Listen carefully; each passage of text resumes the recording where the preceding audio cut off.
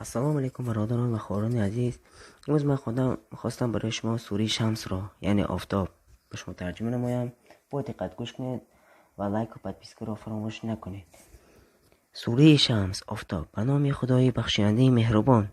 سوگند به آفتاب و روشنیش و هنگام جاشت و سوگند به ما چون از پی آن برآید و سوگند به روز چون گیتی را روشن کند و سوگند به شب چون فرو بپوشد و سوگند به آسمان و آن که آن را برآورده و سوگند به زمین و آن که آن را بگرسته و سوگند به نفس و آن که نیکویش بیا فریده سپس بدیها و پرهیزگاری‌هایشان به او الهام کرده که هر که به پاکی او کوشی رستگار شد و هر که به پلیدی ویش فرو پوشید ناامید گردید.